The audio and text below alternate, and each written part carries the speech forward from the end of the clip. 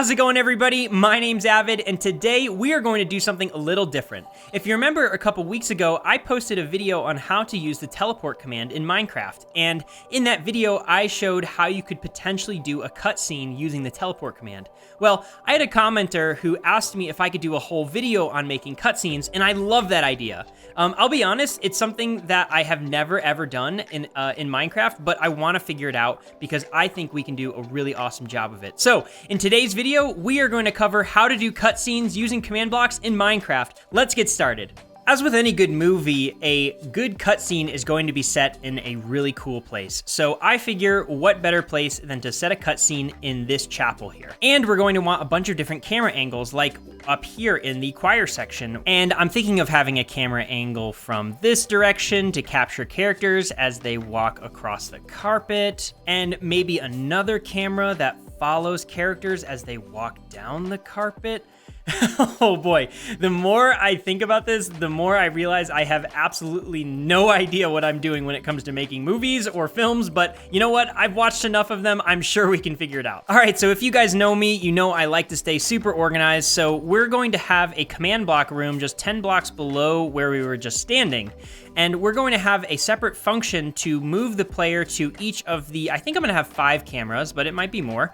And this will be kind of the foundation for where the camera is pointing during certain parts in our cutscene. Okay, so I think I have the basics down for each of the, at least first 4 cameras. It's really simple. When I wanna switch over to camera 1, for instance, there will be a command block that turns this gold block into redstone, and if you guys have seen how I do functions, which I showed in my Owl boss fight video, then you're gonna know exactly how this works. But essentially, in short, this is a function call, just like in programming. So when this block gets turned into a redstone block, what happens is it'll power these commands here, which actually does the effort of moving me into a certain camera position, and then this repeat command block just resets the function, so it turns that block back into a gold block. So that's how you can call this from anywhere in the rest of this command block room. So these commands are super simple.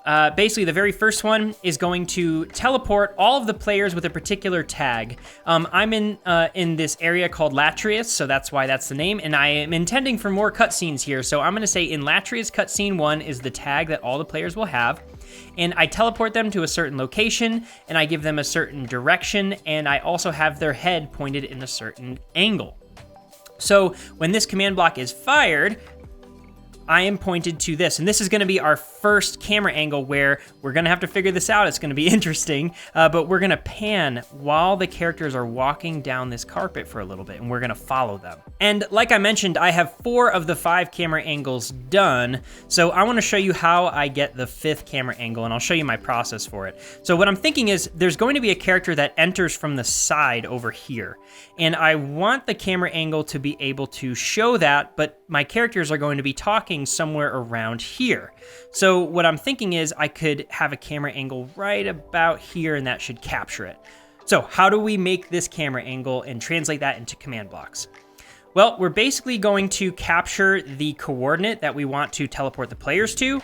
So I like to use the fill command because it just auto-completes for me, and I can copy the coordinate that is completed for me, and then I can get rid of the block that I was using. And if I teleport myself there right now, it's going to be facing me in the direction of the wall, which is not very good. We want to be able to snap the player's orientation and head angle to exactly the right spot. My guess is somewhere right there. So we're gonna start to play around with the other numbers in the teleport command, just like in my video. My guess, just based on the fact that I've been playing around with this a little bit, is we're gonna be pointed at 110, and we'll start at 0, so that's gonna be completely flat. And that's a little bit too high, so if we wanna come down, we're actually gonna make this a positive number, so we're gonna make this like 35 degrees.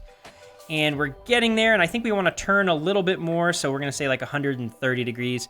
And that is just about perfect. Okay, so coming back down to our command block room, we're just gonna take those numbers and plug them into this lower command block here. So I've gone and we can just paste them in like that. And now we will teleport the player to that location. We'll rotate their body by 130 degrees and their head by 35 degrees. And then let's test out what that looks like. Okay, Perfect. So we were put up in the air, and unfortunately we fell due to gravity. So what we're going to have to do is, during this cutscene, I think players are going to have to be placed in spectator mode, because then they can float up in the air and the camera doesn't have to fall down to the ground every time it gets teleported way up high. All right, so in the spirit of pretending I know what to do here, I think I'm supposed to make some kind of storyboard. So I broke out 5 different camera shots based on the camera spots that we defined down here.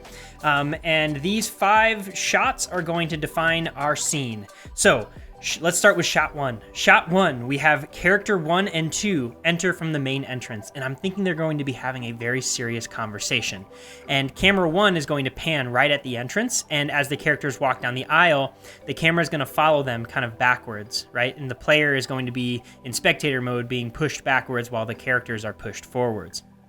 Then, while the characters are still walking across the aisle, we're going to snap to camera 2, which is up in the rafters.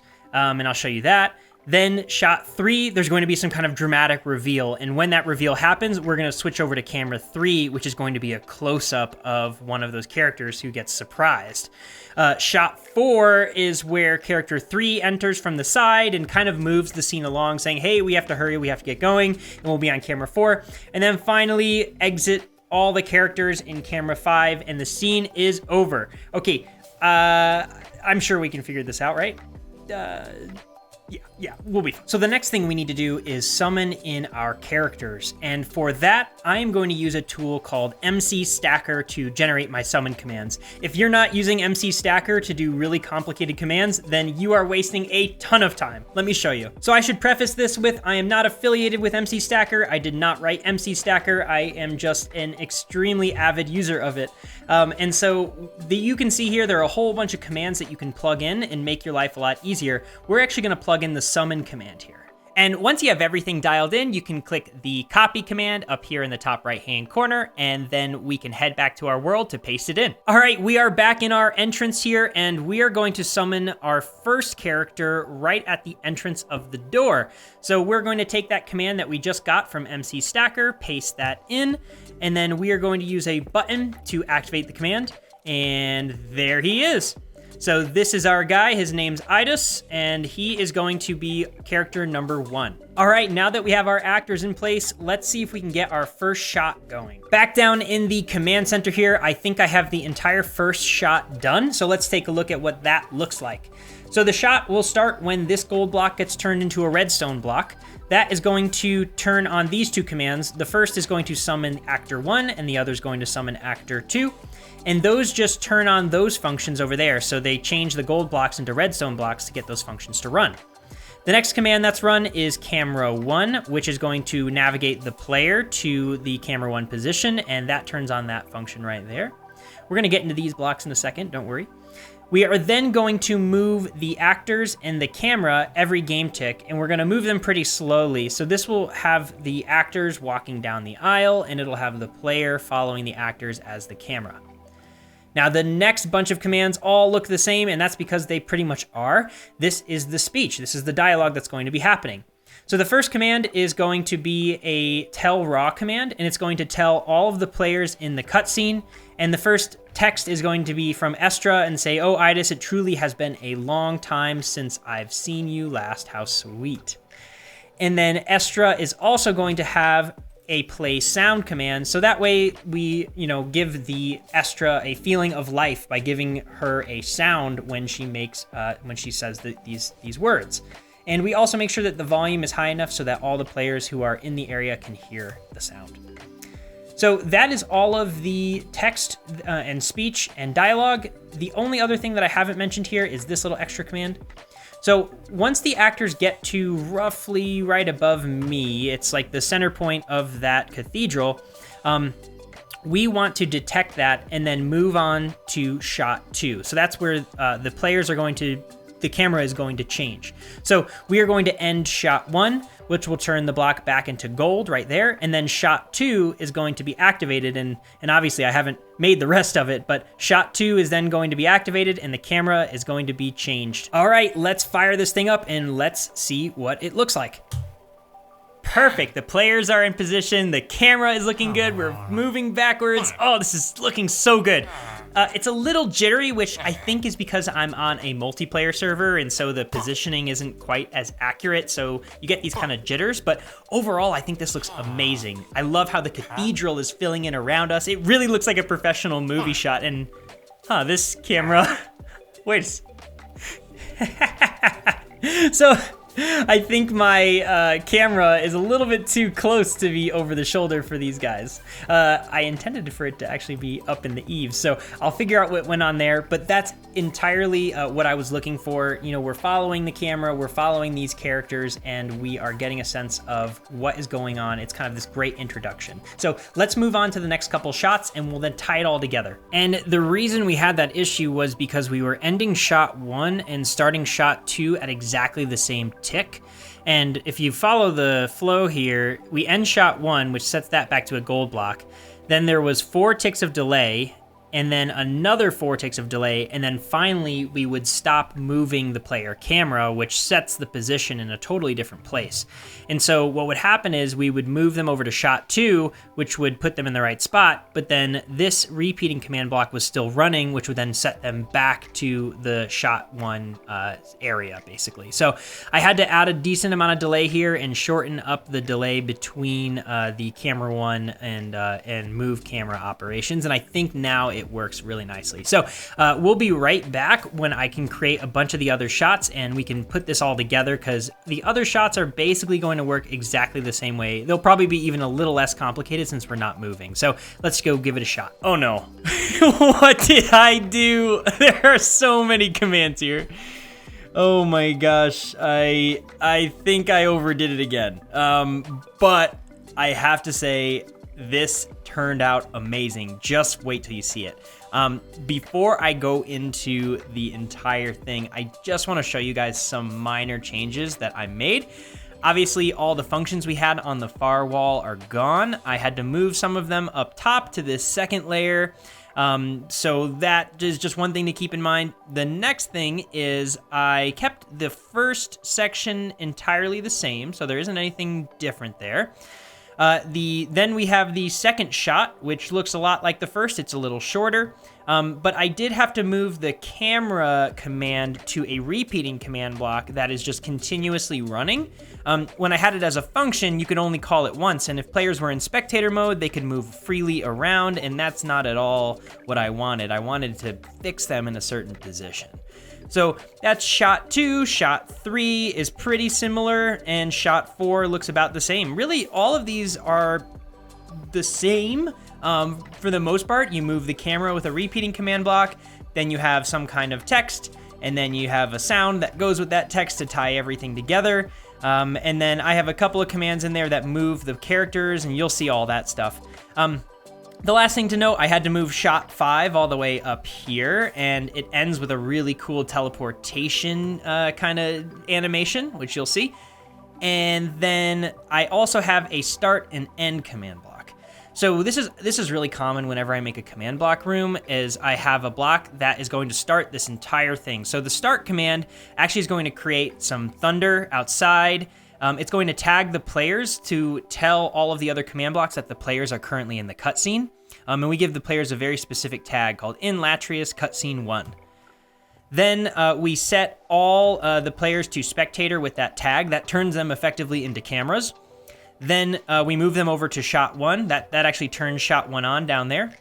And the last thing is I start some music, because I love sound design. I love the idea of giving people an immersive experience with music. So that's, exactly a perfect thing to have in a cutscene. The end command is basically just doing everything from the start, but in reverse. So we stop the music. This is the stop sound command. And we turn off the thunder, and we teleport the players back to where it all starts.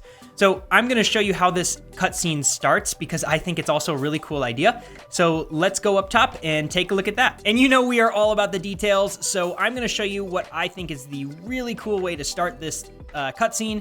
We are going to have a book here on a lectern, and whenever a page is turned, there's no text here, but if the player has beaten the deep quest, which I have another video on, you should totally check that out, then they are going to start the cutscene. And that command is really simple here. When they beat the deep quest, they get this tag called dig beat the deep, And if a player is within 3 blocks when this command block is triggered and they have that tag, we are going to fill that redstone block that starts the entire cutscene.